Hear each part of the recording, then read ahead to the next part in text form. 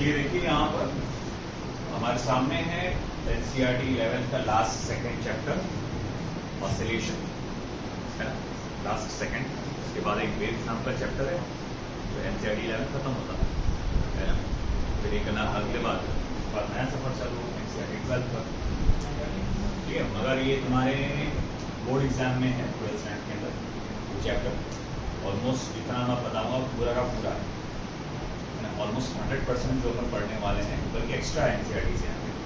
NCERT में जैसे आप देखेंगे एंगुलर सर्जमेंट्स डिफरेंशियल इक्वेशन नहीं है, बट आपके स्टेट बोर्ड में है ये वाला पार्ट। डैम्प एसेशन दोनों में है। खैर चलो देखते हैं हम यहाँ पे, बहुत आसान सा बहुत छोटा सा चैप्टर है। और भाई सुन लो, ये बहुत इंपॉर्टेंट चैप्टर है।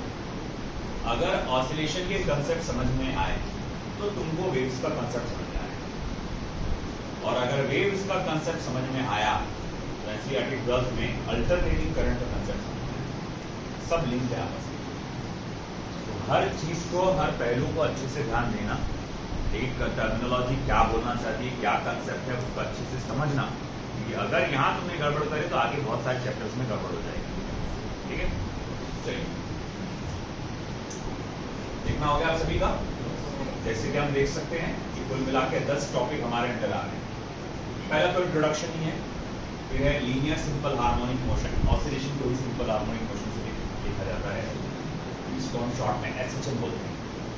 और फिर उसके बाद differential equation of linear SHM, acceleration velocity and displacement of linear SHM, और फिर आया simple harmonic motion and circular motion, ठीक है, उनमें क्या सिमिलैरिटीज है। फिर उसके बाद फोर्थ लॉ फॉर SHM, ये प्योरली NCERT का है, स्टेट बोर्ड से कोई लेना नहीं। Energy in SHM, simple pendulum, angular SHM and differential equation and damped SHM। देखने में बड़ा लग रहा है, अब चैप्टर काफी छोटा है, बहुत जल्दी हो जाएगा, कोई खास नहीं।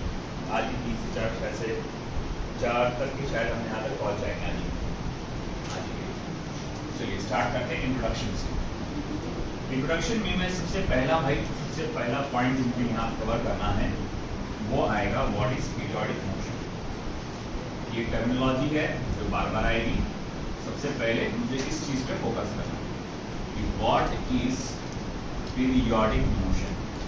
पीरियोडिक मोशन क्या होता है, तो बताएगा what is periodic motion.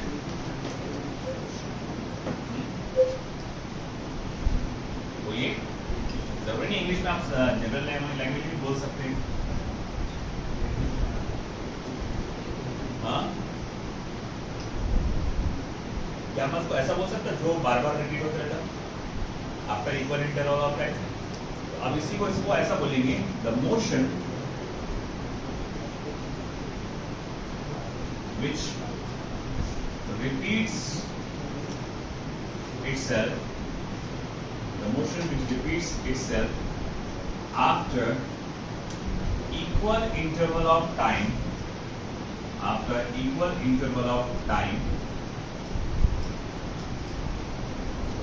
is called as periodic motion. एक ऐसा मोशन जो बार बार रिपीट होते रहता है एक इक्वल इंटरवल ऑफ टाइम के बाद, उसको हम लोग क्या कहते हैं बेटा, पीरियोडिक मोशन कहते हैं। आई बात समझ में? ओके। अब ऐसा है कि देखो ऑसिलेशन क्या है। अब अगर मैं आगे बढ़ूंगा, व्हाट इज ऑसिलेशन, मेरा अगला सवाल, what is oscillation.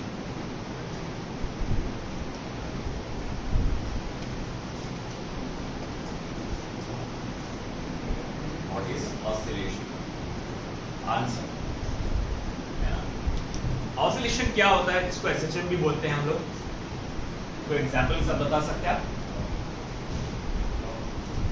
Sorry, pendulum बोल रहे हैं ना, क्लॉक का एक पेंडुलम आता है, आगे पीछे मुंह बोलते रहता है, वो एक ऑसिलेशन का एग्जांपल है।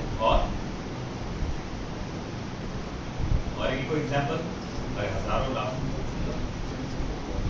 झूला, स्विंग जिसको बोलते हैं, हाँ बिल्कुल सही, झूला भी एक ऑसिलेशन का एग्जांपल है। और कुछ, पेंडुलम तो हो गया, हाँ, और कुछ इसके अलावा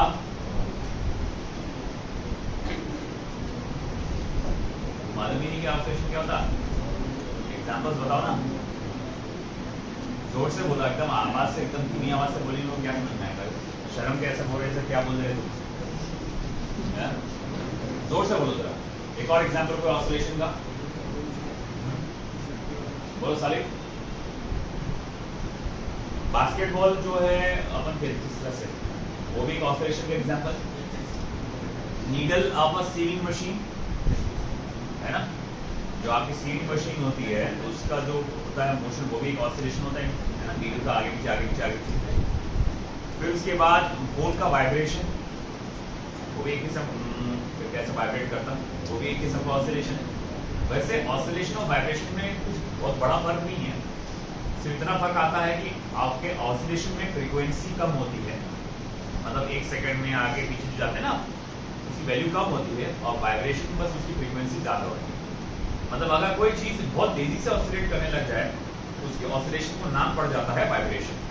क्योंकि आप जब भी बोलते हैं फ़ोन वाइब्रेट कर रहा, आप कभी ये बोलते हैं कि फ़ोन ऑसिलेट कर रहा, कभी ये नाम नहीं आया। अब जब तुम झूला, जैसे पेंडुलम का जो क्लॉक ऑफ द पेंडुलम होता है, उसकी मोशन को तुम क्या बोलते हैं? ऑसिलेशन। तुम कभी वाइब्रेशन बोलते हैं क्या उसको? नहीं, है ना। वाइब्रेशन क्या होता है? बस अगर कोई ऑसिलेशन तेजी से होने लगे, है ना, उसकी फ्रीक्वेंसी बढ़ जाए तो उसे नाम दे दिया जाता है वाइब्रेशन। तो ऑसिलेशन में मैं बोलूँगा सिंपल चीज़ कि एक चीज़ आगे पीछे मूव होते रहती है। अब आगे पीछे मूव होने को क्या बोलते हैं? Motion is to and fro, है ना, और सेम पाथ से, अलोंग द सेम पाथ। और उस मोशन का कहीं ना कहीं एक मीन पोजीशन होता है, यानी वो बीचों बीच वाला पोजीशन होता है, जिसकी बार बार इसमें जितना राइट में गया उतने वो लेफ्ट में गया, तो उसके जो बीचों बीच पोजीशन होता है जिसको हम लोग क्या कहते हैं? Mean position. तो उसी की बेसिस पे हम डिफाइन करेंगे the motion in which object moves to and fro along the same path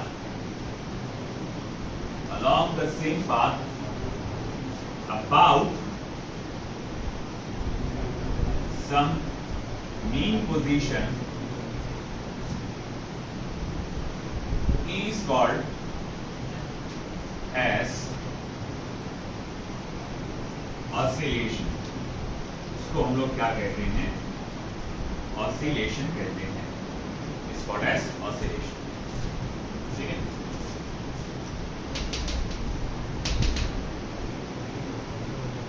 it's called as oscillation. अब जैसे एग्जांपल अगर मैं बोलूंगा, इसके एग्जांपल्स अगर आप कैलकुलेट करते बैठेंगे, जैसा मोशन ऑफ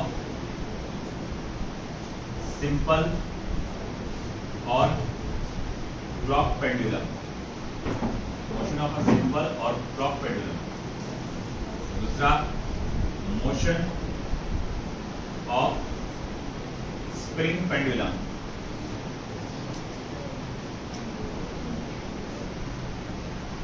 तीसरा मोशन ऑफ स्विंग यानी झूला,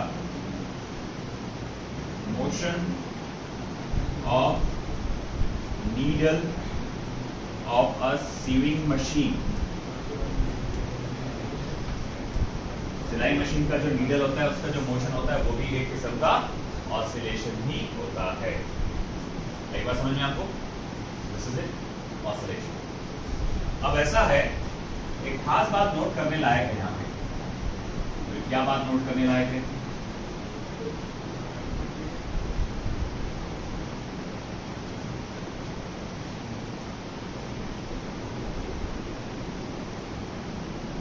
Every oscillation is a periodic motion. Every oscillation is a periodic motion. But every periodic motion is not an oscillation. But every periodic motion is not an oscillation. तो देखो क्या बोला हुआ है कि every oscillation is a periodic motion, her oscillation आपका periodic motion है, मगर जरूरी नहीं कि हर पीरियोडिक मोशन ऑसिलेशन है ना। जैसे कि मैं कहूंगा every girl present here is a student, है ना, every student present here is a girl, ये जरूरी है क्या? नहीं। तो बस वैसे ही कहा जाएगा कि भाई कैसा है कि आप अगर सर्कुलर मोशन की अगर बात करते हैं, यूनिफॉर्म सर्कुलर मोशन, तो वो भी तो पीरियोडिक मोशन है ना। अगर यूनिफॉर्म रोटेशनल मोशन, पंखे का जो रोटेशनल मोशन हो रहा है यूनिफॉर्म है, ये भी तो पीरियोडिक मोशन है। पंखे की ये प्लेट वापस से इधर आती है उतनी इक्वल इंटरवल ऑफ टाइम के बाद, समझ में आ रही ना। तो ये तो पीरियोडिक मोशन, मगर क्या ये ऑसिलेशन हो रहा क्या? अरे भैया है क्या ऑसिलेशन? नहीं ना। तो भैया this is periodic motion but not an oscillation. Similarly वही बात हो रहा कि every oscillation is a periodic motion but every periodic motion is not an oscillation. ये स्टेटमेंट में आ सकता है, करेक्ट स्टेटमेंट रॉन्ग स्टेटमेंट के फॉर्म में आ सकता है।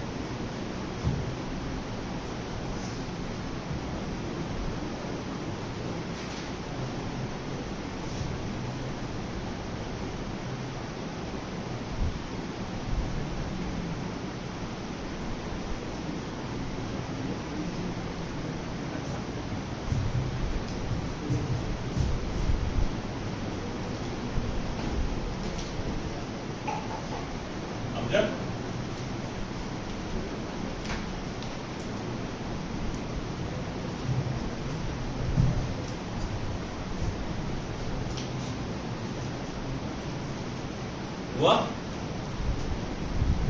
Classification of SHM, simple harmonic motion that is oscillation का क्लासिफिकेशन। सबसे पहले on the basis of path followed, on the basis of path followed. असल में SHM को क्लासिफाई करने के दो तरीके या दो नजरिए हैं। On the basis of amplitude, आप SHM को दो नजरियों से क्लासिफाई कर सकते हैं, है ना। जैसे मैं कहूंगा मैं इस क्लास को दो तरह से बांट सकता हूँ, एक जेंडर वाइज बांट सकता हूँ, एक पर्टिकुलर स्कोर के हिसाब से बांट सकता हूँ, है ना। कि भाई ठीक है मैंने एक टेस्ट लिया, उसमें जितने स्टूडेंट्स अबाव 100 है, चलो भाई एक जगह बैठो, दूसरे स्टूडेंट्स बिलो 100 है वो दूसरी जगह बैठो। तो ये अपन क्लासिफिकेशन कर सकते हैं, या फिर आप जेंडर वाइज गर्ल्स इधर और बॉयज इधर इस तरह से क्लासिफिकेशन कर सकते हैं। तो वही है अपने बांटने का नजरिया है। तो SHM को दो तरह से बांटा जाता है, एक है on the basis of path followed और है on the basis of amplitude. चलिए देखते हैं, जल्दी से जल्दी कवर करिए। बॉयज बात करने के टाइम में कि आपको बिल्कुल चुपचाप,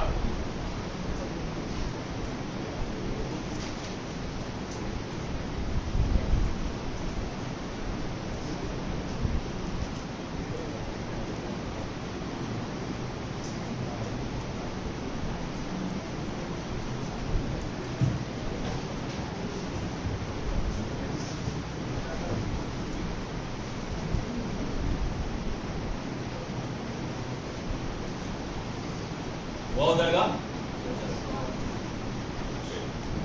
तो क्लासिफिकेशन देख रहे हैं।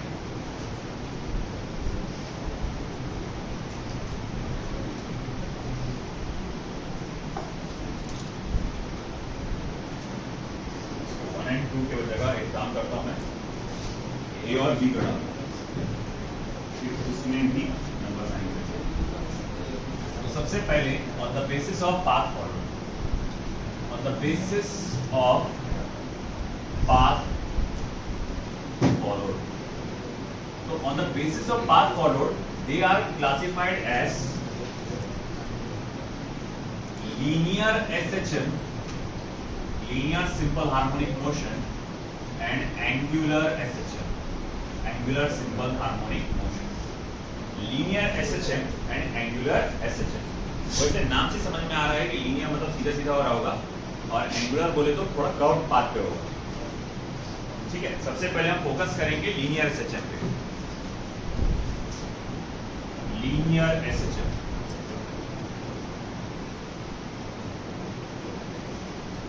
ठीक है। अब अगर हम लोगों ने कहा द मोशन या the oscillation of a particle of an object the oscillation of an object along a straight line path, the oscillation of an object along a straight line path is called as linear SHM. किसी object का oscillation straight line path पर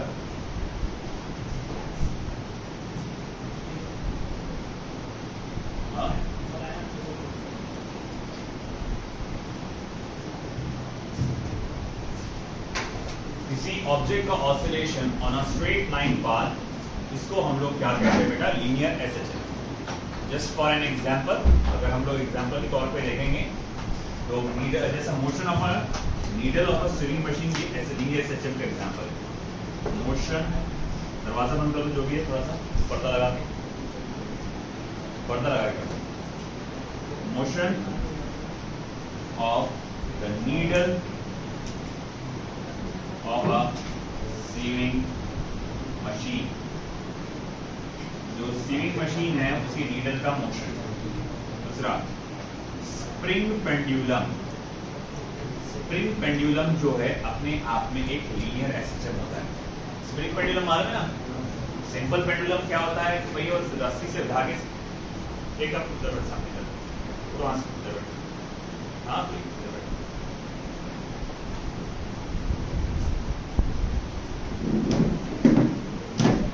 जैसे कि अगर मैं spring से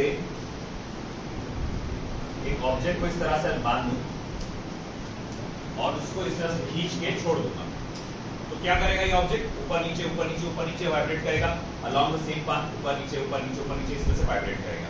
तो this motion can be categorized as linear simple harmonic motion. देखो उसके पाथ जो ऑसिलेशन का वो कैसा है? स्ट्रेट है. इवन नीडल, जो नीडल होता है स्विंग मशीन का, जो नीडल होता है वो किस तरह से वाइब्रेट करता है ना? तो ये spring pendulum. Next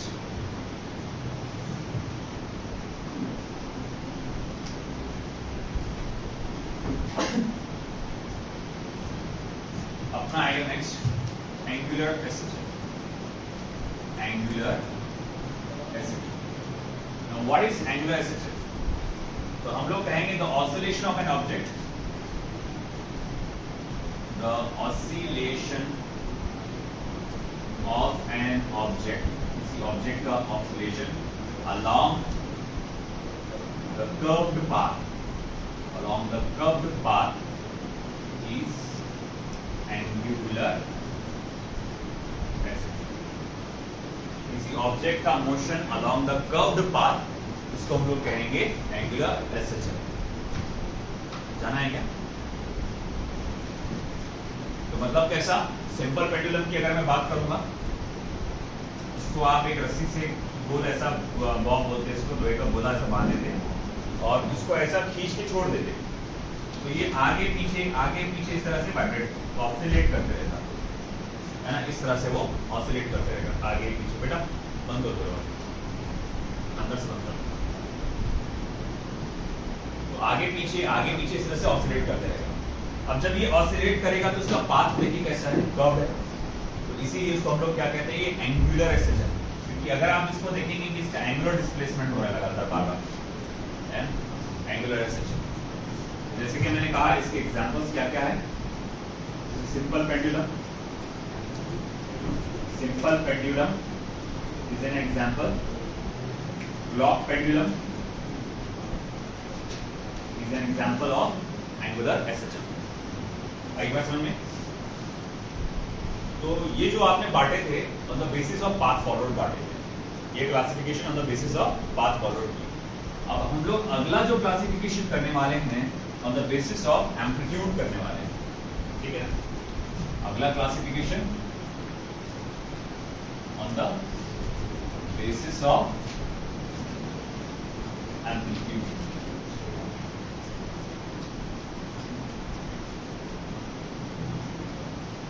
On the basis of amplitude, they can be classified as undamped SHM and damped SHM. Undamped SHM and damped SHM, है ना। चलिए देखते हैं अनडैम्प्ड एसएचएम क्या है।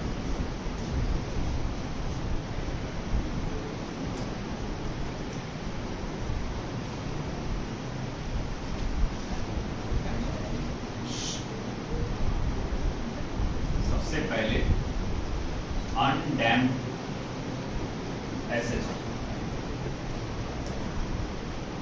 What is undamped SHM? अगर कोई ऑब्जेक्ट ऑसिलेशन परफॉर्म करता है विद कांस्टेंट एम्पलीट्यूड, अब ये एम्पलीट्यूड क्या होता है ना। एम्पलीट्यूड जो होता है, देखो कोई चीज जब आगे पीछे मूव होती है ना, तो ये मीन पोजीशन होता है। तो मीन पोजीशन से वो कितना दूर तक जा सकता है, उसका जो मैक्सिमम डिस्प्लेसमेंट हो सकता है, आखिरी हद उसको मीन पोजीशन से, कहां से, मीन पोजीशन से जो मैक्सिमम डिस्प्लेसमेंट हो सकता है उसको कहा जाता है एम्पलीट्यूड, है ना। तो मैं बोलूंगा कि अनडैम्प्ड एसएचएम क्या होता है? The motion, the oscillation of an object with constant amplitude is called as undamped SHM. Is called as undamped SHM. जैसे ग्राफिकली अगर मैं बताऊं उसको, ऐसा बताऊंगा। ये देखो, मान लो y एक्सिस पे पोजीशन है, x एक्सिस पे मान लो टाइम है, तो अनडैम्प्ड SHM को आप ऐसा बता सकते हैं। सेम मैक्सिमम पोजीशन देखो, सेम आ रही है, प्लस ए माइनस ए, लगातार ये जो डिस्प्लेसमेंट है मैक्सिमम वो कैसा है, सेम। प्लस ए का मतलब एक पर्टिकुलर साइड का होगा, वो राइट साइड का, या ऊपर का भी हो सकते हैं, और माइनस ए मतलब लेफ्ट साइड, उसके ऑपोजिट साइड। जब भी कोई चीज ऑसिलेट करती है, मगर मान लो कि मीन पोजीशन से 10 सेंटीमीटर वो राइट में गई, तो 10 सेंटीमीटर वो लेफ्ट में भी जाएगी ना, तो प्लस 10 माइनस 10 प्लस 10 माइनस 10 ऐसा। तो ये मैक्सिमम डिस्प्लेसमेंट है, एम्पलीट्यूड से कैपिटल ए या स्मॉल ए से इंडिकेट किया जाता है।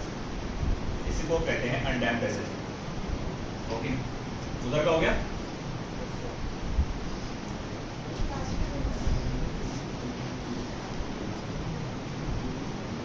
अगर मैं इसके एग्जांपल्स की बात करूं, अनडैम्प्ड एसएचएम की एग्जांपल की, तो सबसे सही एग्जांपल इसका जो रहेगा वो रहेगा क्लॉक पेंडुलम। घड़ी का जो पेंडुलम होता है, तो ये एक क्लॉक पेंडुलम होता है ना, जो वो अनडैम्प्ड एसएचएम होता है।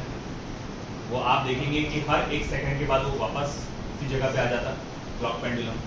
एक और पेंडुलम होता है सेकंड्स पेंडुलम बोलते हैं, तो सेकंड्स पेंडुलम भी आपका अनडैम्प्ड एसएचएम वाला ही है, सेकंड्स पेंडुलम। अब ये सवाल उठा कि क्लॉक पेंडुलम और सेकंड पेंडुलम में क्या फर्क है। क्लॉक पेंडुलम में पीरियड ऑफ ऑसिलेशन, मतलब जाकर वापस आने का टाइम 1 सेकंड होता है ना, और सेकंड्स पेंडुलम में पूरा जाके वापस आने का टाइम 2 सेकंड होता है। तो इतना सा फर्क है ना, seconds pendulum and clock pendulum. Generally आपने देखा होगा घड़ी, जैसे मैंने देखा था किसी के यहाँ घड़ी, कि इस तरह से वो बना हुआ था पूरा, और यहाँ एक घोंसला जैसा बनाया था डिजाइन, और हर 1 सेकंड के बाद एक चिड़िया ऐसा बार बार आती है ना, इस तरह से हर 1 सेकंड के बाद यूं इस तरह से चिड़िया आके बाहर आती थी। बस एक डिजाइन थी वो घड़ी के अंदर। तो आप देखेंगे, देखो ये इधर थी, है ना, यहाँ से जब जाएगी इधर और वापस जब इधर आएगी तो 1 सेकंड का टाइम लगेगा, है ना। तो ये पूरा ऑसिलेशन के लिए टाइम कितना लगेगा, 1 सेकंड। इसको हम लोग कहते थे क्या, क्लॉक पेंडुलम। सेकंड पेंडुलम कैसे रहता है, मान लो ऑसिलेशन यहाँ से स्टार्ट हुआ है, ये ऐसा जाके आया, ये 1 सेकंड हुआ, इधर जाके आया, 1 सेकंड हुआ, तो पूरे मोशन को कितना टाइम लग गया, 2 सेकंड। इसको कहते हैं सेकंड्स पेंडुलम, क्लॉक पेंडुलम है सेकंड्स। फिर उसके बाद अगर मैं नोटिस करूं, यहाँ पर खास बात क्या है, अनडैम्प्ड एसएचएम की एनर्जी ऑफ द सिस्टम जो है लगातार कांस्टेंट रहता है ना। यहाँ पर energy of system remains constant. System की एनर्जी लगातार कांस्टेंट रहती है, वो बदलती है। आई बात समझ में? ठीक है, अब आगे energy of system remains constant. अब अगला जो हमारा है वो है damped acid.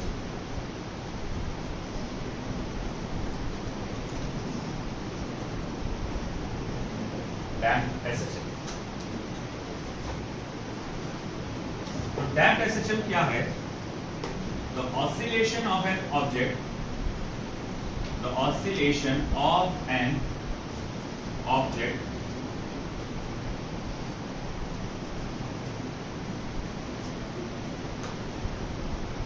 with gradually decreasing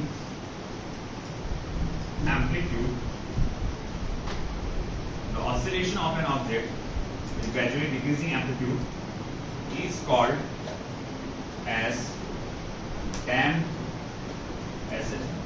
किसी ऑब्जेक्ट का oscillation with gradually decreasing amplitude. Example, simple pendulum.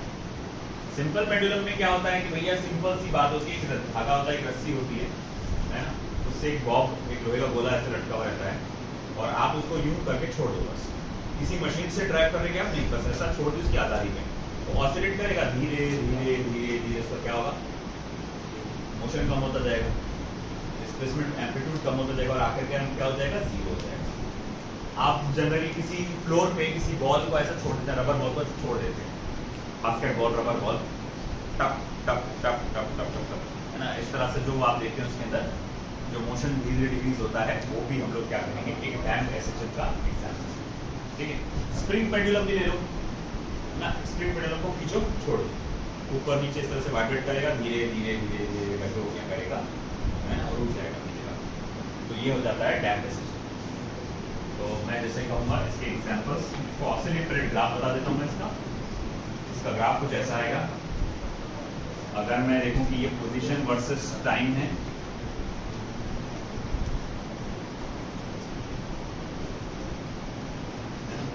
इस तरह से आपने अगर नोटिस किया होगा कि ग्राफ लगातार डिक्रीज होते जा रहा है, मतलब एम्पलीट्यूड लगातार डिक्रीज होते जा रहा है। ये ग्राफ इंपॉर्टेंट है डैम्प्ड एसिड का, एक्सपेरिमेंटल स्किल्स में आया हुआ है ना। एक्सपेरिमेंटल स्किल्स में अलग से सिर्फ इस ग्राफ को बताया गया है और ऑफ कोर्स वो एक अलग से चैप्टर जैसा टाइप टॉपिक जैसा बना दिए लोगों ने, एनसीईआरटी वालों ने, तो इस पर क्वेश्चन आ सकता है ना। अनडैम्प्ड एसिड का ग्राफ कैसा आएगा? पोजीशन वर्सेस टाइम का ग्राफ। फिर उसके बाद इसके एग्जांपल्स,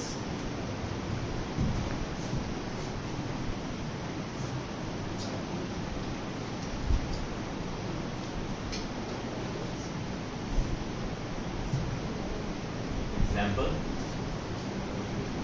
तो सिंपल पेंडुलम,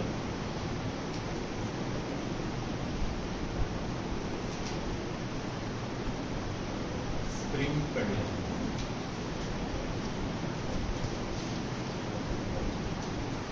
ये आपका इसका एग्जाम्पल लिख लो। अभी इधर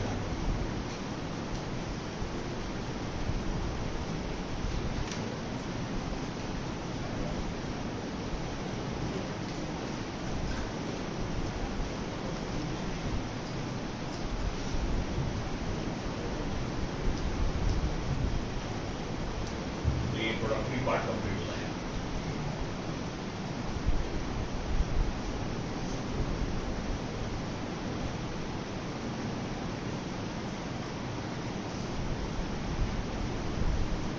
हो गया लेफ्ट साइड का, जल्दी करो, फास्ट हो जाएगा।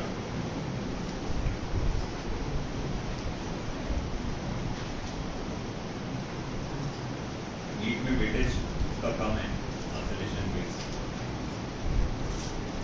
आसान है मगर वेटेज कम है। बेस थोड़ा सा टफ जाता है कई बच्चों को, क्योंकि वो चैप्टर बड़ा है और बहुत सारे वेरिएशन है इसके अंदर और वो प्योरली इमेजिनेशन पे बेस्ड है, थोड़ा सा टफ जाता है, बट करना तो है।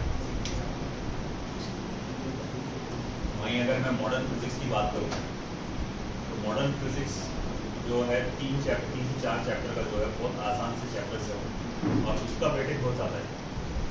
इनकी कंपैरिजन आसान भी है बस इतना होता है कि अक्सर ये देखा गया है कि वो आकर आकर में होता तो बच्चे थोड़ा जल्दबाजी में रहते बोर्ड एग्जाम की वजह से। कई लोग करते ही नहीं बोर्ड एग्जाम करी हो उसकी तैयारी करते हैं, तो कई लोग क्या है शुरू से तैयारी नहीं करते जाएंगे तो लास्ट में सोचता है आधी रात जाग जाग के पूरी वो करते कोशिश, सभी 50-60% आते हैं। इसका बड़ा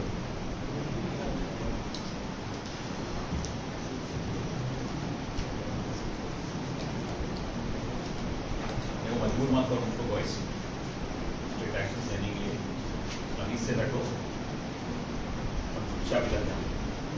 आपका टॉपिक क्या है हमारा टाइटल 14.2 लीनियर एसएचएम विजिट, ठीक है ना? लीनियर है ना, linear SHM 14. Linear SHM. Linear SHM में क्या है, अभी जो आपने उसका डेफिनेशन तो पढ़ लिया है, क्लासिफिकेशन है ना, मगर अब उसको हमको थोड़ा सा डीप एनालिसिस करना है इसका इसी मोशन की।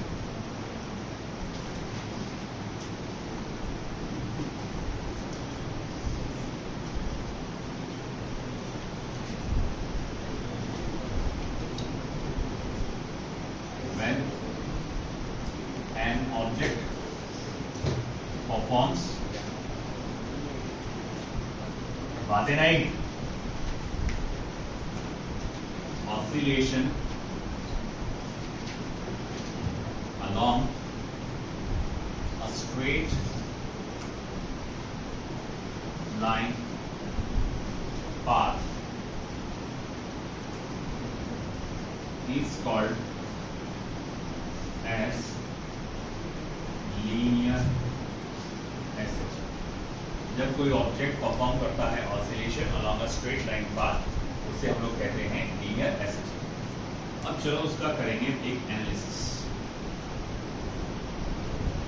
एनालिसिस करने के लिए सबसे पहले मैं एक प्लेटफॉर्म को इमेजिन करूंगा। ये एक प्लेटफॉर्म है, उसका इसमें ये एक वॉल है और इस वॉल पे लगा हुआ है एक स्प्रिंग।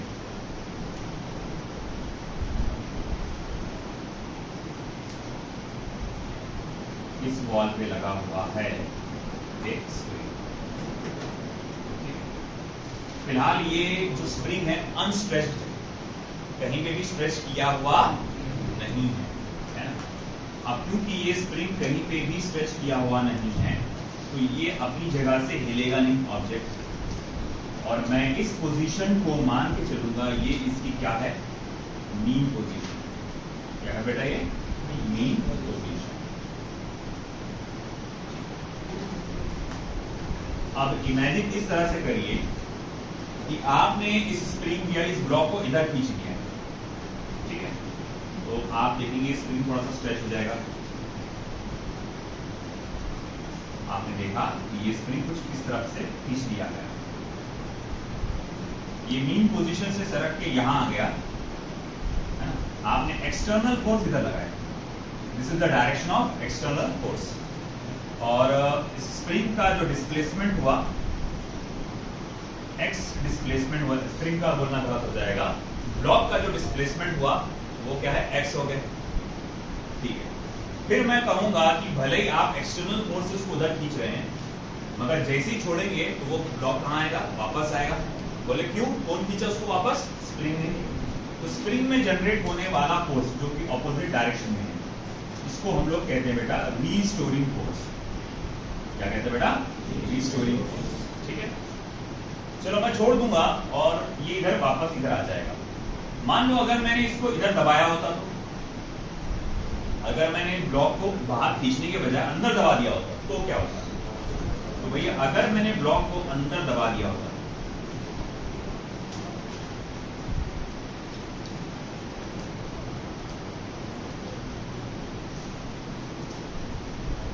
अगर मैंने इसको इस तरह से अंदर दबा दिया होता, तो देखो भाई एक्सटर्नल फोर्स तो आपने इधर लगाए, मगर स्प्रिंग का रीस्टोरिंग फोर्स उसको क्या करेगा, इधर धकेलेगा। और डिस्प्लेसमेंट कितना हुआ है, आपने इधर की डिस्प्लेसमेंट इधर करना आपने ब्लॉक का, तो रीस्टोरिंग फोर्स इधर आ रहा है। अब देखो एक बात तो हम लोग सब लोग लॉजिकली जानते हैं, हम लोग ने अपने दोस्तों के साथ उस चीज को एक्सपीरियंस भी किया है ना। आपके दोस्त क्या करते हैं, आपके हाथ में रबर बैंड का एक हिस्सा थमा देते हैं और दूसरे हिस्से को पकड़ के खींचते हैं जोर से, है कि नहीं?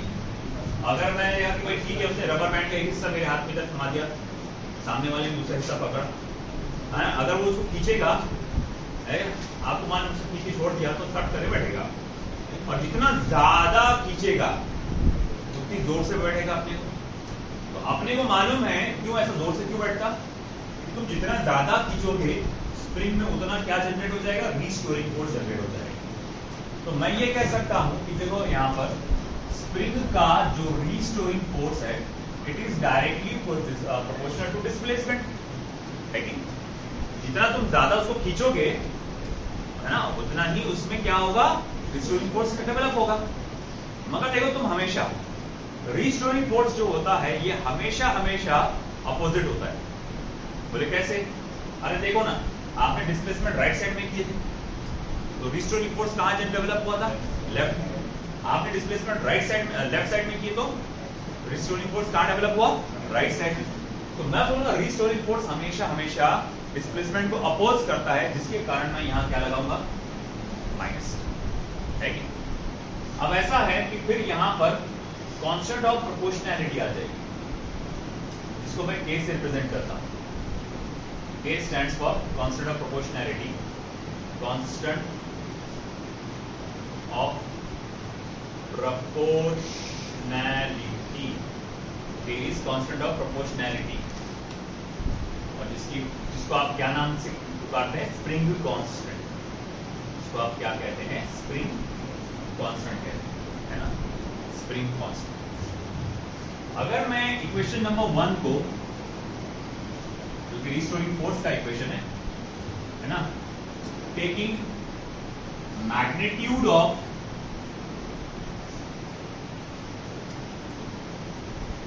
Equation 1, taking magnitude of equation 1, तो मैं इसको ऐसा लिख सकता हूं, restoring force is equal to K। फिलहाल एक चीज मुझे पहले ऐड करना चाहिए, आप यहां ऐड करेंगे जहां पर ये बना के दे रहा हूं मैं आपको, एक ग्राफ ऐड करना जरूरी है मेरा, रीस्टोरिंग फोर्स वर्सेस पोजीशन का ग्राफ। देखो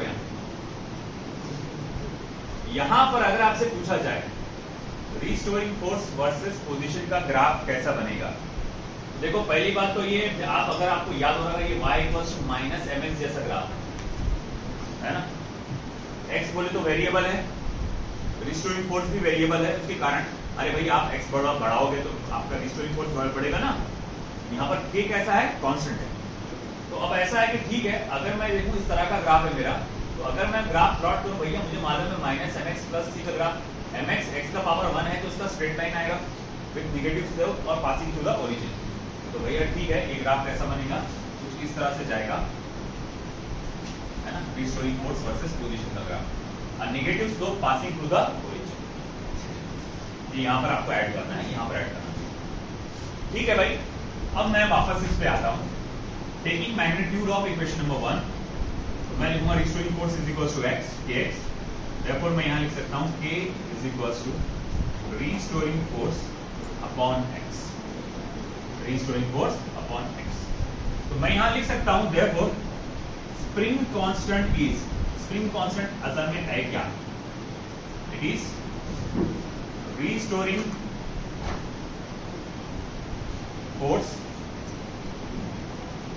दरवाजा बंद कर लो, per unit displacement, restoring force per unit displacement. ध्यान से बेटा, स्प्रिंग कांस्टेंट है क्या, स्प्रिंग कांस्टेंट है restoring force per unit displacement. इसको हम लोग क्या कहते हैं बेटा, स्प्रिंग कांस्टेंट कहते हैं। आई बात समझ में, this restoring force per unit displacement, ठीक है, मैं मान लिया is restoring force per unit displacement. तो मैं इसका एसआई यूनिट अगर लिखने जाऊं स्प्रिंग कांस्टेंट का, इसका लिख रहा हूं एसआई यूनिट स्प्रिंग कांस्टेंट का, तो देखो वो क्या आएगा, रीस्टोरिंग फोर्स यानी एक किस्म का फोर्स हुआ, तो इसका क्या आएगा, न्यूटन, एक्स का क्या आएगा, मीटर, तो फिर वो हो जाएगा न्यूटन पर फिर अगर मैं इसके डायमेंशन की बात करूं, आपके स्प्रिंग कांस्टेंट के डायमेंशन की अगर मैं बात करूं, देखो आपके रीस्टोरिंग फोर्स का डायमेंशन डिवाइडेड बाय एक्स का डायमेंशन। रीस्टोरिंग फोर्स क्या होता है बेटा? m1 l1 t माइनस 2, और इसका डायमेंशन क्या होता है? l1। तो देयरफॉर ये कितना हो जाएगा? m1 l0 t minus 2। This is the dimension of spring constant.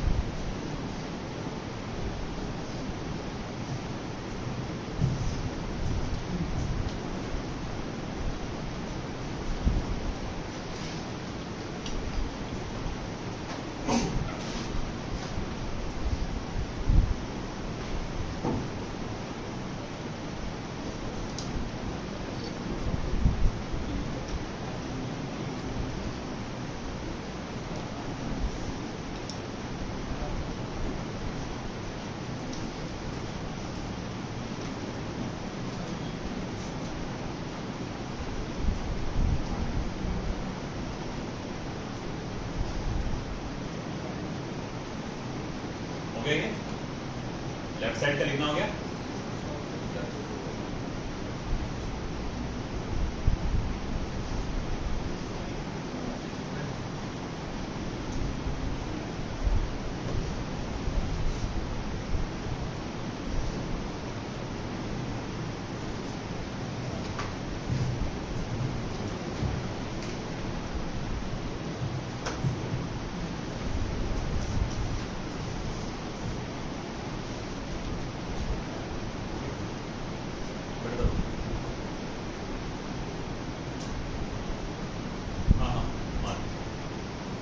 तो दरवाजा खोल दो दीवार, तो पीछे बैठने में ये मसला है, इसलिए आगे बैठ।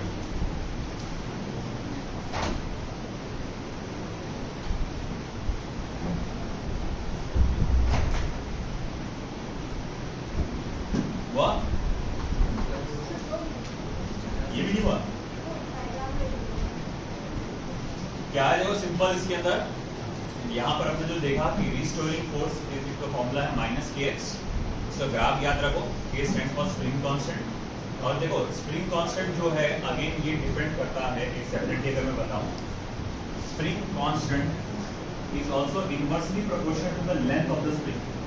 देखो ये दो बातों पे डिपेंड करता है। ओरली बोलता हूं मैं आपको, लिख देता हूं यहाँ नोट के तौर पे। Spring constant depends on material of the spring and also varies inversely to the length of the spring, and also varies inversely to the length of the spring. That is, K is inversely proportional to length of the spring. Spring constant जो है, no doubt spring का जो spring constant होता है वो आपके material पर depend करता है। मतलब मान लो कि ऐसा दिखने वाला स्प्रिंग जो आपने यहाँ देख रहे हैं, ये स्प्रिंग एल्यूमिनियम का बना हुआ है, और बिल्कुल ऐसे ही स्प्रिंग कॉपर का बना है। तुमको क्या लगता है वो एक जैसा रिस्टोरिंग फोर्स जनरेट करेंगे क्या? नहीं। कॉपर वाला थोड़ा सा हल्का रहेगा और एल्यूमिनियम वाला हार्ड रहेगा थोड़ा सा, है ना? तो मटेरियल बदलने से बदल जाता है। इसके अलावा अगर आप स्प्रिंग की लेंथ को चेंज करते हैं ना, तब भी उसका थोड़ा सा रिस्टोरिंग फोर्स बदल जाता है। तो इसीलिए स्प्रिंग कांस्टेंट जो है दो चीजों पर डिपेंड करता है, मटेरियल पे और लेंथ ऑफ द स्प्रिंग। और लेंथ ऑफ द स्प्रिंग को कैसा है? Inversely proportional.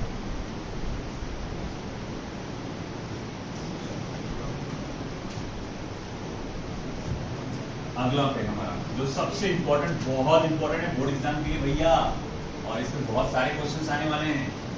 इवन आपको नीट में भी क्वेश्चन बनते हैं इस पे, ध्यान दे सब लोग इधर। 14.2 differential equation of linear SHF. Differential equation of undamped linear SHF. 14.3. Sorry. Undamped linear SHF. Undamped linear SHF. इधर आना भाई, उठ वहां से, उठ इधर बैठ। एक बार को समझ में नहीं आ रहा।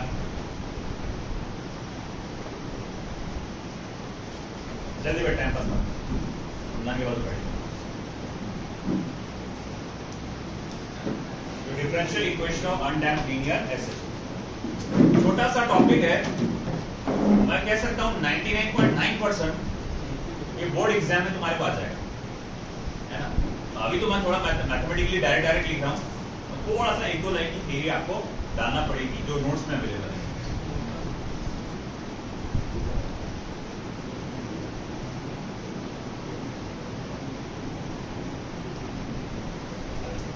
तो हम लोग इसकी शुरुआत ऐसी करेंगे, consider a particle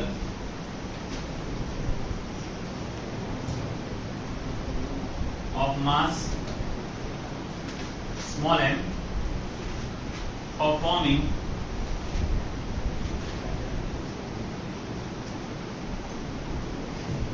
undamped linear SHM, then इसका रीस्टोरिंग फोर्स का फॉर्मूला क्या बनेगा? Minus kx। Restoring force is equal to minus kx, है ना। एक पार्टिकल कंसीडर करो जिसका मास m स्मॉल m है और वो परफॉर्म कर रहा है अनडैम्प्ड लीनियर SHM, और उसका रीस्टोरिंग फोर्स का फॉर्मूला क्या हो जाएगा फिर? Minus kx। By Newton's second law, अगर मैं न्यूटन के सेकंड लॉ की बात करूं तो रीस्टोरिंग फोर्स जो होगा मास इनटू एक्सेलरेशन के बराबर होगा, है ना। अरे भैया एनी लॉ एनी फोर्स क्या होता है? मास इनटू एक्सेलरेशन के बराबर होता है। तो फिर मैं कहूंगा ठीक है, देयरफॉर यहां लिखेंगे आप ma is equals to minus kx। ma is equals to minus kx। इधर क्या हो गया बीच का?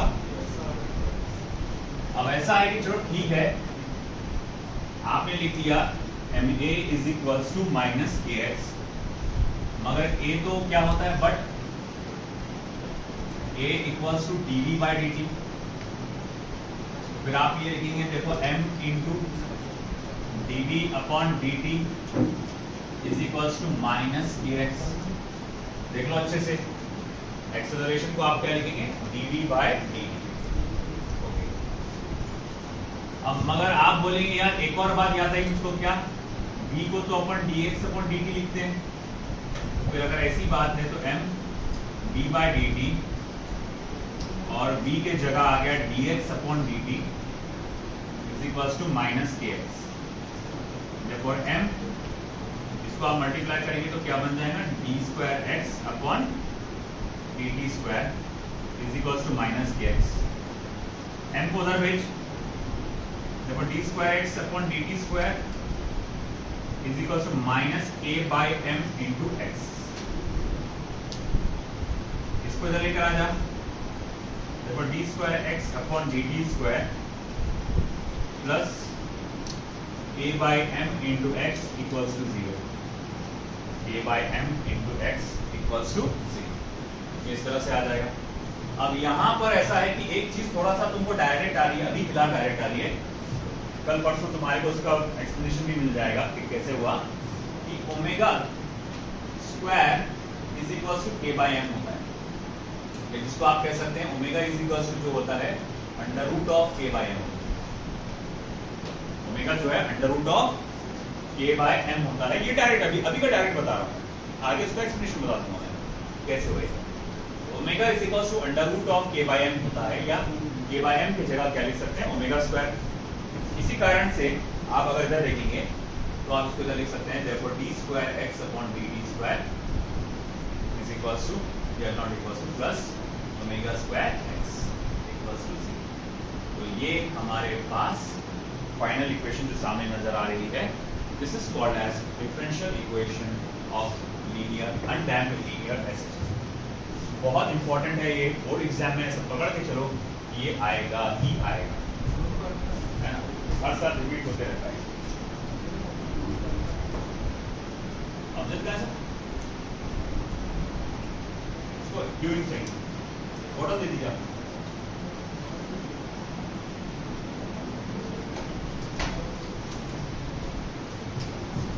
लिख लो।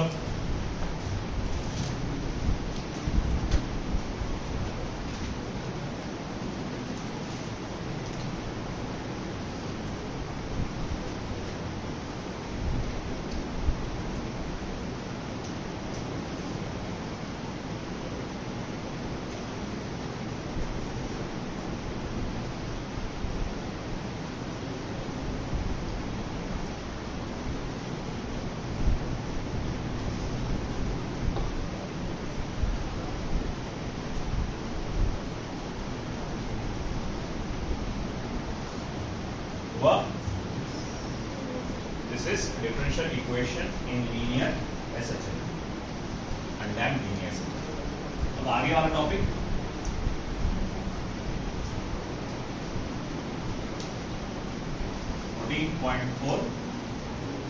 acceleration, velocity and displacement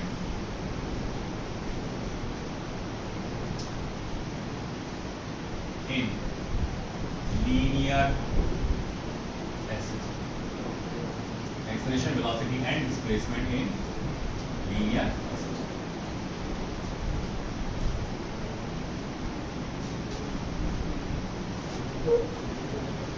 हो गया नहीं?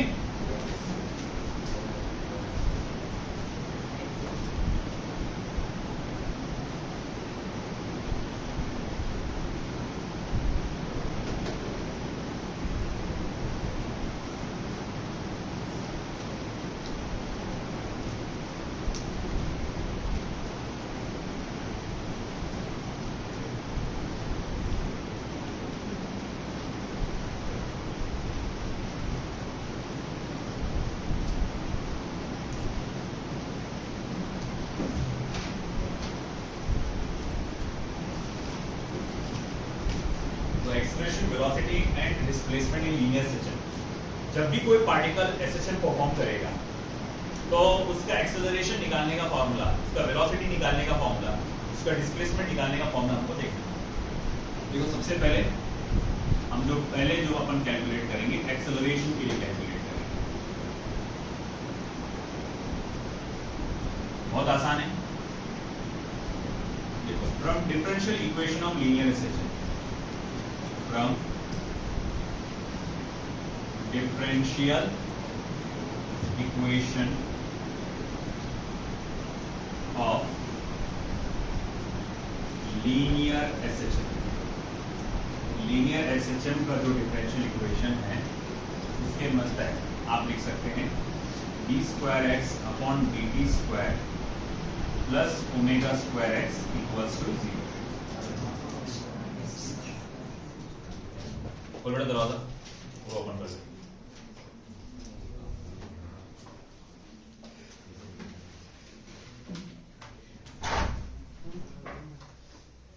ओपन कर दे।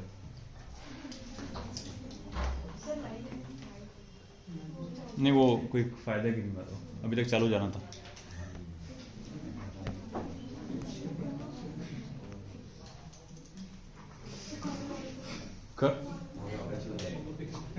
ओ माय गॉड, इसकी लाइट आ गई। बंद कर उसको। चलो छोड़ो, ये स्पॉट किधर आ रहा, उधर इसको समझ में। ठीक है, acceleration from differential equation of linear SHL हमारे पास फॉर्मूला है d²x upon dt² plus ω² x equals to 0। Okay चलो ठीक है, मान लिया। अब मैं क्या करूंगा, इसको जब ट्रांसफर करूंगा, therefore d²x upon dt² minus ω² x, आप लिख सकते हैं इसको ऐसा। मैं d²x अपॉन dt² को अगर सेपरेट करके लिखूं तो d by d t dx upon dt करके लिखूंगा is equal to minus omega square x. अब ऐसा है dx अपॉन dt क्या होता है? dx अपॉन dt तो वेलोसिटी होता है, rate of change of position with respect to time. तो मैं यहां लिखूंगा therefore dx d by dt या dv by dt is equal to minus omega square x. तो हम लोग लिखेंगे ये क्या है, dv by dt rate of change of velocity with respect to time. तो फिर हम लोग लिखेंगे इसको, ये तो एक्सेलरेशन हो जाएगा which is again written as a equals to minus omega square x। तो ये हमारे पास फॉर्मूला आ गया एक्सेलरेशन का, है ना, विद रिस्पेक्ट टू पोजीशन। अगर पार्टिकल किसी भी पोजीशन पे है और हमको उसका एक्सेलरेशन निकालना है तो इस फॉर्मूले से कैलकुलेट कर सकते हैं। अगर आपने नोटिस किया होगा कि अगेन मैं ग्राफ प्लॉट करता हूं, अगर एक्सेलरेशन वर्सेस आपके पोजीशन का, इस चैप्टर में ग्राफ बहुत है, हर ग्राफ पे बहुत अच्छे से ध्यान देना है। तो अगर मैं ग्राफ प्लॉट करता हूं, एक्सेलरेशन वर्सेस पोजीशन का ग्राफ अगर मैं प्लॉट करता हूं तो ये कैसा बनेगा? तो once again it will be a straight line passing through the origin with negative slope, है ना, क्योंकि x की वैल्यू 0 डालने पर वो 0 हो जाएगा। जैसे जैसे आप 1 2 3 करके ऐसा बढ़ाते जाएंगे तो a की वैल्यू, एक्सेलरेशन की वैल्यू बढ़ते जाएगी, बट नेगेटिव साइन की वजह से इसका स्लोप कैसा रहेगा? माइनस यानी नेगेटिव रहेगा। अच्छा ठीक है, अब ऐसा है कि देखो at x is equal to 0, अगर मैं x की वैल्यू 0 डाल देता हूं तो at x is equal to 0 acceleration सबसे मिनिमम वैल्यू पे होता है, और वो कितना होता है बेटा? 0 होता है। और at x is equal to a, at x is equal to a, x equals to a, ये मतलब क्या हुआ बेटा? एम्पलीट्यूड, मतलब मैक्सिमम पोजीशन। तो यहां पर हम लोग देखेंगे एक्सेलरेशन अपनी सबसे मैक्सिमम वैल्यू पे होता है, that is minus omega square a। ठीक है, देखो यहाँ पे एक्सेलरेशन की सबसे मिनिमम वैल्यू कहां होती है? तो बोले वो सबसे मिनिमम वैल्यू कहां होती है? मीन पोजीशन पे। At x is equal to 0 का मतलब क्या होता है? मीन पोजीशन ही होता है ना, नहीं समझे? Extreme position. समझाओ। अरे भाई देखो, मुझे बताओ, ये ऑसिलेशन परफॉर्म कर रहा है, ऐसा एक है ना, एक तरह से ऑसिलेशन परफॉर्म कर रहा है। अगर वो मीन पोजीशन पे रहेगा, x की वैल्यू क्या रहेगी? फिर 0। x क्या है? पोजीशन। कहां से? मीन पोजीशन से। तो अगर ये ऑलरेडी मीन पोजीशन पे है तो x की वैल्यू क्या रहेगी? 0, है ना। और हम लोग देखते हैं कि अगर सपोज करो वो आगे जाएगा ऐसा, तो x की वैल्यू बढ़ते जाएगी, है ना। और उसने क्या बताया कि देखो जहां पर एक्सेलरेशन जो है डायरेक्टली प्रोपोर्शनल टू x है, तो जहां पर x सबसे ज्यादा वहां एक्सेलरेशन सबसे ज्यादा। तो बोले x सबसे ज्यादा कहां होता है? एम्पलीट्यूड पर। एम्पलीट्यूड क्या होता है? मैक्सिमम डिस्प्लेसमेंट होता है ना। तो इसीलिए जब मैं x की वैल्यू a डालूंगा तो एक्सेलरेशन सबसे मैक्सिमम रहेगा। तो ये दो बातें आपको ध्यान में रखना है यहाँ पे। क्या? एक्सेलरेशन का फॉर्मूला क्या है? Minus omega square x. दूसरा बात कि सबसे मिनिमम कहां होता है? मीन पोजीशन पे। सबसे मैक्सिमम कहां होता है? एक्सट्रीम पोजीशन पे। और उसकी वैल्यू क्या होती है? वो सारी बातें लिख लो। इधर ही लिखता हूं मैं मिटाकर, वापस से इधर ब्राइट स्पॉट आ गया हो। लिख लो फटाफट, मुझे मिटा के लिखाना पड़ेगा वापस से।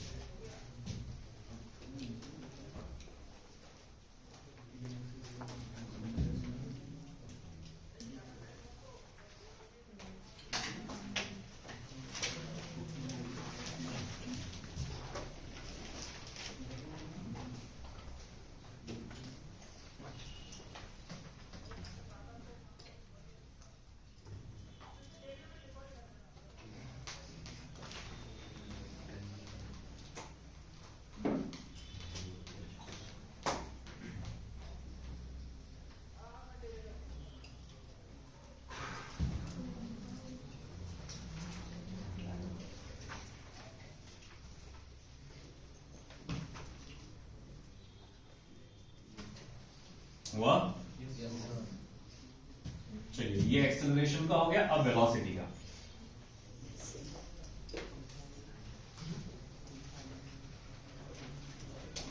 अब मुझे जो सेकंड्स पे जाना है that is velocity.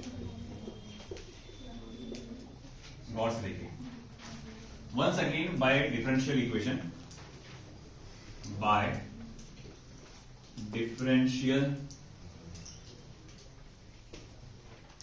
Equation of linear SHM.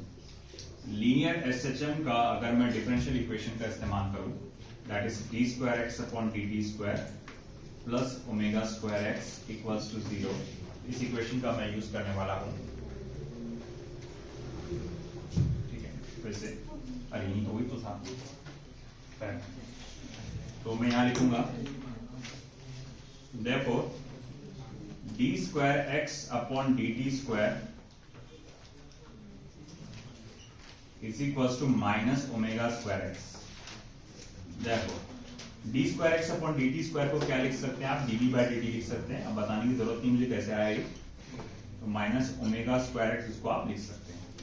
अब अगर आपने देखा होगा कि इक्वेशन में यहां पर 3 वेरिएबल्स आ गए, तो 3 वेरिएबल्स जी हाँ, एक वेलोसिटी है, एक टाइम है और एक पोजीशन है। हम इक्वेशन में ज्यादा से ज्यादा 2 ही वेरिएबल रखते हैं और यहां तो कितने आ गए, 3 आ गए। अब 3 में से इसको 2 करना पड़ेगा। अब बोले वो कैसे कर सकते हैं 3 का 2, तो मैं कहता हूं कि इसको dx से मल्टीप्लाई और डिवाइड कर डालो, चेन रूल जिसे हम लोग कहते हैं। तो देखो मैं क्या कर रहा हूं, dx से इसको मल्टीप्लाई भी कर रहा हूं और डिवाइड भी कर रहा हूं। तो इस तरह से आपने लिखा उसमें माइनस ओमेगा स्क्वायर एक्स। समझ में आएगा बेटा आपने क्या किया, dx से मल्टीप्लाई भी किया और डिवाइड भी किया। मार्क फर्दर,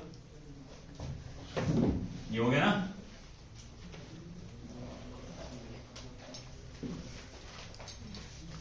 तो देखो अब क्या होगा, हम अच्छे से जानते हैं dx अपॉन dt यानी कि change of position with respect to time, ये क्या होता है, वेलोसिटी होता है।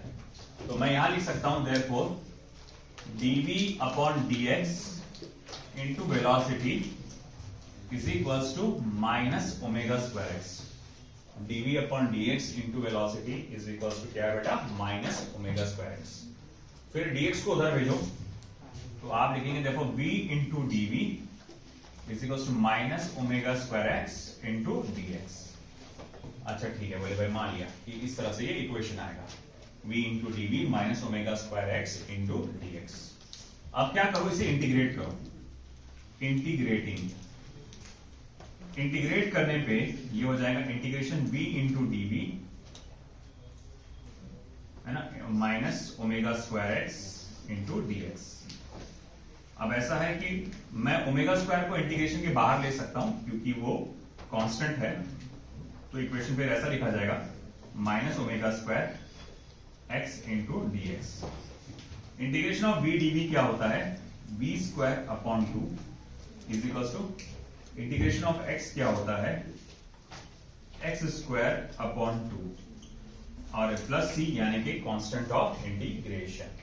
ये प्लस c जो है वो कांस्टेंट ऑफ इंटीग्रेशन आ गया। अच्छा ठीक है, अब हमको निकालना है कि c की वैल्यू क्या रहेगी। तो इसके लिए सबसे पहले मैं इसको इक्वेशन नंबर 1 करके डिनोट कर देता हूं, क्योंकि इस इक्वेशन पे मैं दोबारा आने वाला हूं। एक बाय प्रैक्टिकल ऑब्जर्वेशन है, एक ऑब्जर्वेशन है, जब भी कोई चीज ऑसिलेट करती है और ऑसिलेशन करते करते करते वो एक्सट्रीम पोजीशन पे पहुंचती है, तो उसकी वेलोसिटी 0 हो जाती है ना। आपने झूला झूलते वक्त भी देखा होगा, आप ऐसा जाते हैं, फिर जब आप ऐसा धीरे धीरे जाते हैं स्पीड कम होती जाती, और फिर आखिरकार जब आखिरी पोजीशन पे पहुंचते तो कुछ सेकंड के लिए, एक आध सेकंड के लिए, कुछ माइक्रो सेकंड के लिए इसकी वेलोसिटी क्या रहती है, 0 फिर वापस लौटता है ना। आपने टॉम एंड जेरी शो में भी देखा होगा, ऐसी चीजें होती रहती है, जाता है फिर उसके बाद यूं आगे पीछे मतलब ऊपर जाते हुए होता। मगर सिचुएशन यहाँ पर वैसी आती कि भाई देखेंगे कि भाई जाता आखिर तक के, और फिर जब वो एक्सट्रीम पोजीशन पे पहुंच जाएगा उसकी वेलोसिटी 0 हो जाएगी, फिर वापस आता है तेजी से, है ना।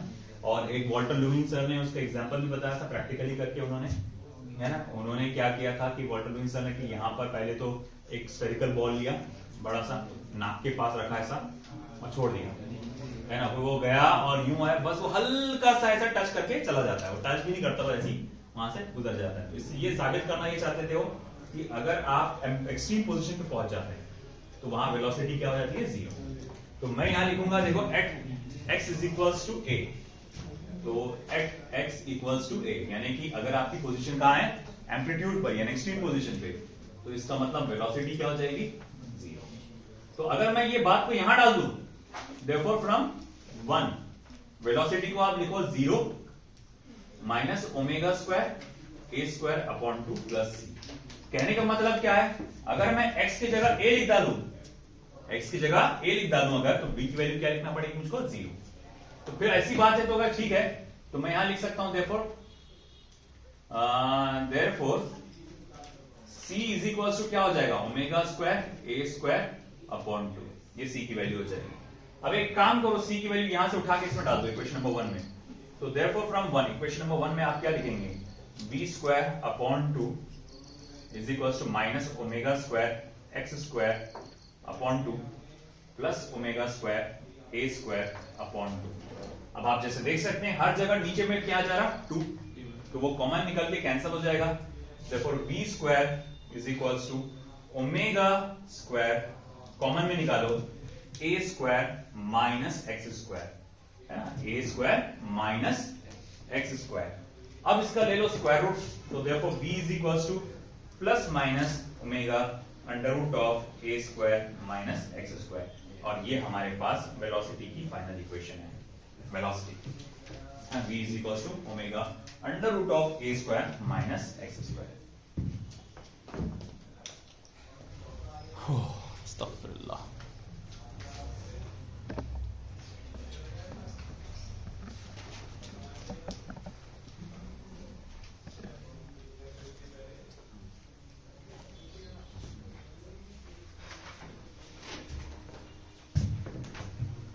अगर मैं मीन पोजीशन पे हूं at x equals to 0, at x is equals to 0, यानी कि मीन पोजीशन आपका वेलोसिटी सबसे मैक्सिमम होता है, v इज मैक्सिमम, और वो कितना होता है plus minus a into omega, है ना, क्योंकि x की वैल्यू 0 डालोगे तो under root of a square क्या होगा, सिर्फ a होगा, तो a इंटू ओमेगा। और at extreme position at x is equals to capital A, यानी कि एक्सट्रीम पोजीशन पे वेलोसिटी सबसे मिनिमम होगी, velocity is minimum and this is how much, 0।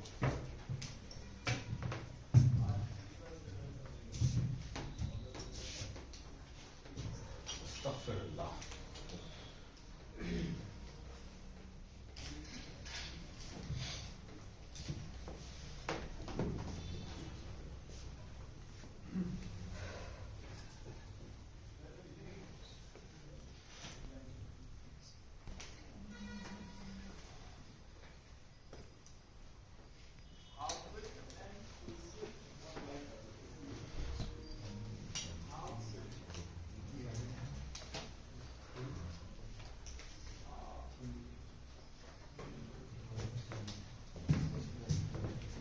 हुआ।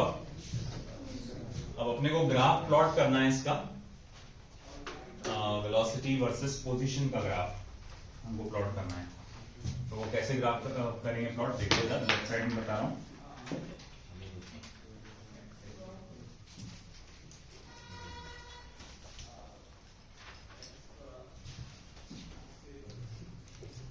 Graph between velocity and position. मैं बोलूंगा ठीक है, वो फॉर्मूले को फिर से देखो, क्या है वो, v is equals to omega under root of a square minus x square. v is equals to omega under root of a square minus x square, इसका स्क्वायर लो, v square is equals to omega square a square minus x square. Omega square को इसके नीचे ला लो, हाँ जी ला लिए, फिर क्या बचा a square minus x square. X square को इसको इधर ला लो, तो ये इधर है तो ये प्लस में आ जाएगा एक्स स्क्वायर, बचा क्या ए स्क्वायर, ए स्क्वायर से डिवाइड कर डालो, v square omega square a square plus x square upon a square is equals to 1। ठीक है, अब ये देखो इक्वेशन नंबर, इसको मैं क्या दे दूं, वो इक्वेशन नंबर 2 रहेगा, तो इसे इक्वेशन नंबर 3 देना पड़ेगा मुझे, तो इसे आप इक्वेशन नंबर 3 दे। अब अगर इस इक्वेशन को आप गौर से देखेंगे तो ये इलिप्स का इक्वेशन है। बोले आप पूछ रहे होंगे कैसे इलिप्स का इक्वेशन बना, तो देखो आपको याद दिलाऊं, सर्कल का इक्वेशन और इलिप्स का इक्वेशन मैंने आपको बताया था। अगर x square upon a square plus y square upon b square is equals to sorry a square equals to 1 आता है, तो ये सर्कल का इक्वेशन है जिसका रेडियस ए है ना।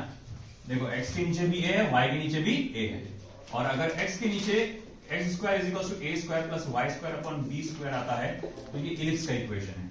और इसको आप ऐसा ड्रॉ कर सकते हैं कि एक्स पर प्लस ए माइनस ए है ना, y पे plus b minus b, depending किसकी वैल्यू ज्यादा है उसकी लेंथ ज्यादा रहेगी। मान लो यहाँ पर b बड़ा है a से, तो ये ग्राफ ऐसा बनेगा।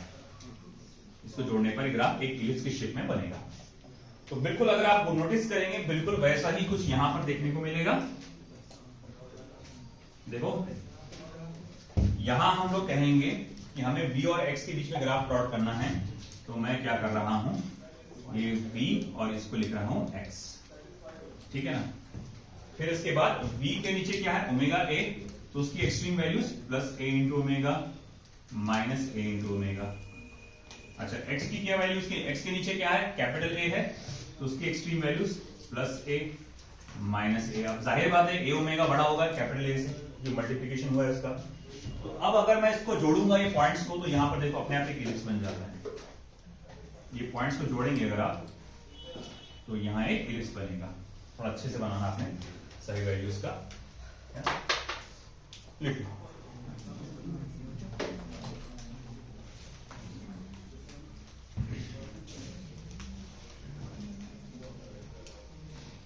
राइट साइड का हो गया सभी का।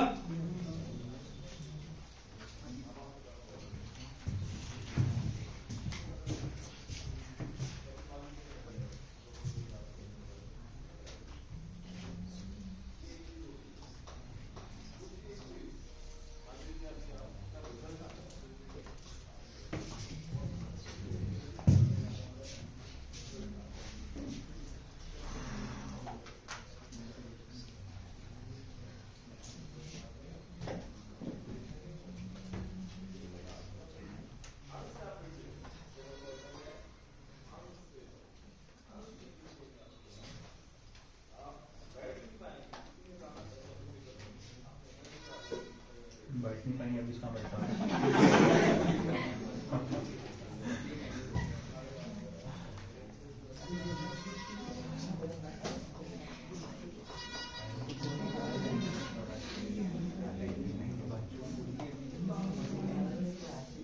चलो हुआ क्या,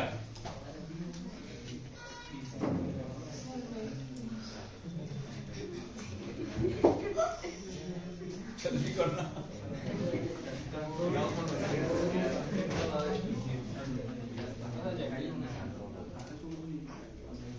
तुम तो कुछ करते हैं, तुम बस बातें करते, तुम्हें दम नहीं है। तुमको बोला ऐसी ऐसी ऐसी, सर ने तो लगाया नहीं, मुझे जाके लगाना पड़ा। सर ने मेरे को वादा किए कि मैं 2 दिन तक बोला सर वो दूसरी वाली कहाँ है, बस ये अपन लगा बस लगा रहा बोले, बस लगा रहा बोले, ये लगा लिए हो गया। ये डर था, मैंने बोला भैया वो बाद में बोलेंगे कि बार हो गया ना, काफी होता है इससे, मैंने लगवा तो दिया खुद का यहाँ पे। सर इससे हो जाता, मुझे लगता है जरूरत पड़ेगी करके। अपन जो दूसरे लेंगे ना, अपन एक काम पे उधर लगा देंगे, उधर कब लगा रहे और लगी रहा अभी तक के मोदी जी वाला। तो भैया ऐसा सिचुएशन है, हुआ पसीना पसीना। आखिरी पॉइंट डिस्प्लेसमेंट।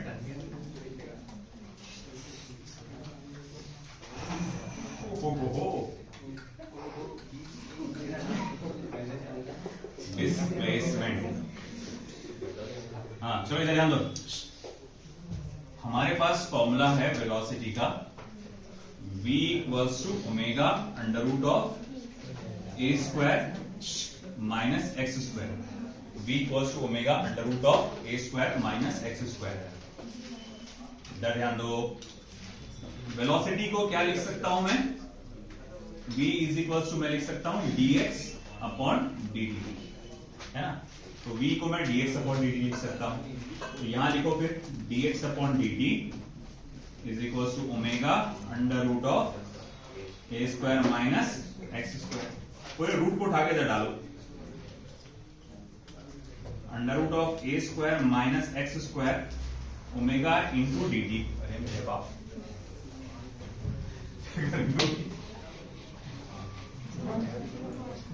अच्छा ठीक है, अब लो इसका इंटीग्रेशन, अब लो इसका इंटीग्रेशन। इंटीग्रेशन लेने के बाद ये फॉर्मूला बनेगा sine inverse of x upon a. ये आपको मैंने फॉर्मूला सिखाया नहीं था, इसका होता है sine inverse of x upon a, और ये होता है omega into t plus alpha.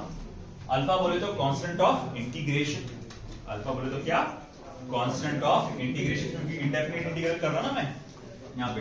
अब ये साइन इनवर्स का वैल्यू, साइन इनवर्स को उधर भेजो, देखो x अपॉन a is equal to sine of omega t plus alpha, a को इधर भेजो, फिर x is equal to a sine omega t plus alpha.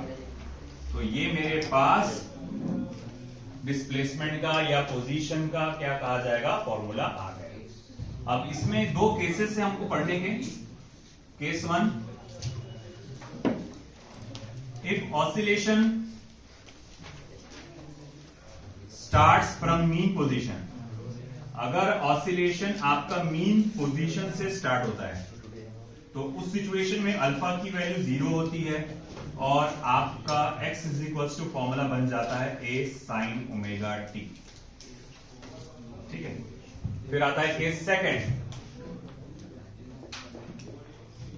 If oscillation starts from extreme position, अगर कोई ऑसिलेशन एक्सट्रीम पोजीशन से start होता है तो बोले अब क्या, यहां पर x की वैल्यू को पाई बाय 2 लिखा जाता है, 90 डिग्री पाई बाय 2 लिखा जाता है अगर आपका ऑसिलेशन एक्सट्रीम पोजीशन से स्टार्ट होता है तो। सॉरी, x की वैल्यू नहीं था, दिमाग नहीं काम, अल्फा की वैल्यू क्या लिखा जाता है, पाई बाय 2। तो अब यहां पर ये इक्वेशन क्या हो जाती है, x is equal to a sine omega t plus pi by 2। अब sine omega t plus pi by 2 यानी sine 90 plus pi by 2, sine 90 plus theta क्या होता है, कॉस थीटा। तो फिर ये फॉर्मूला बन जाएगा x is equal to a cos omega t. This is it. ये दो फॉर्मूले याद रखना, अगर ऑसिलेशन मीन पोजीशन से स्टार्ट हुआ तो x is equal to a sine omega t, और अगर ऑसिलेशन एक्सट्रीम पोजीशन से स्टार्ट हुआ तो a कॉस ओमेगा टी। एक और लेना था ग्राफ का उसका भी, बट कंडीशन ही नहीं है। बहुत बड़ा टॉपिक छोटा ग्राफ का फिर